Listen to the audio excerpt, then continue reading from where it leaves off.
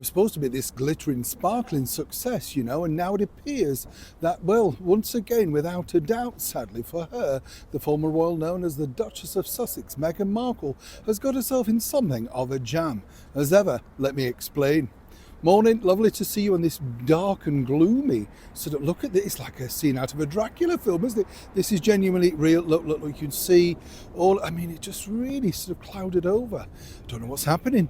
I haven't got a brolly either. I know you can feel for me, can't you? You should always come out prepared, but you never are you? Have you noticed that?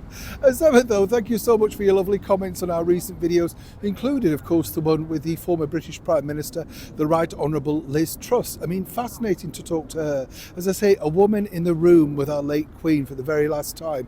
History making, and certainly I will never forget that moment, because you just get a true insight into what it must have been like. However, let's get back to your royal story of the day. Now, one would have thought, of course, when we were all getting a bit excited over the fact that people were receiving pots of jam.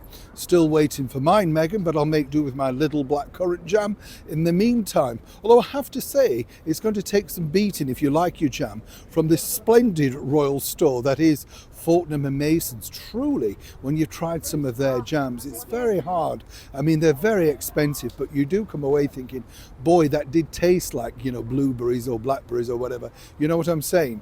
Meghan's a long way to go with that. But as we now know, she decided to launch this particular brand. It was all going to be marvellous. Everybody was just going to go absolutely potty for it. And then, of course, a strange way to launch a brand, let's be honest. A pot of jam, an Instagram thing, and a very fuzzy video. Not quite sure whether Gwyneth Paltrow will be quaking in her stiletto heels over this new competition in the corner.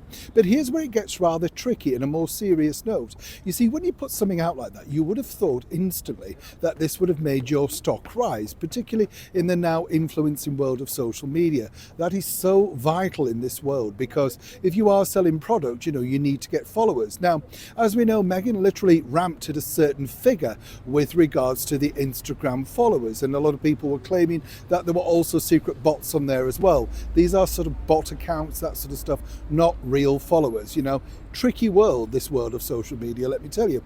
But on a more serious note, her team are rather concerned, because they thought this was going to make her a billionaire, and they still truly believe that. That's what they're telling her, at least. But where it gets tricky is this. You see, it's all about the followers, and as I said, with the launch of this particular product, this jam, one would have thought that they would have shot through the roof, easily hitting now 1 million followers, maybe more. They were hoping for an initial run of 2 million, rising to around about 3 to 4, literally at this point.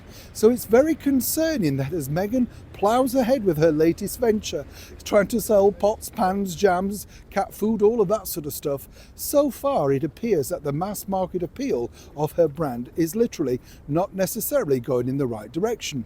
Now, I'm not here to criticize. As you know, it's very difficult whatever you're doing in the world of business, but more importantly for now, all eyeballs are on the Instagram account, and apparently even the devotees of the former brand that she had, the TIG, have yet to follow on board.